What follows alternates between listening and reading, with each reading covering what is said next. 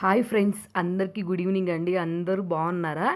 మనమైతే ఒక డ్రెస్ ఎక్కడైనా చూసామంటే మాత్రం ఖచ్చితంగా తీసుకుందాకైతే మనశ్శాంతి అయితే ఉండదు కదా లేడీస్కి. నేనైతే ఈ టాప్ మా ఫ్రెండ్ వేసుకుంటే చూశాను. బాగుంది, చాలా బాగా. ఎక్కడ దొరికిద్దా ఎక్కడ దొరికిద్దా అని చెప్పి ఎక్కడ చూసినా కానీ దీని కాస్ట్ షాప్స్లో కానీ బయట ఎక్కడైనా కానీ 600-700 అయితే చెప్పేవాళ్ళు.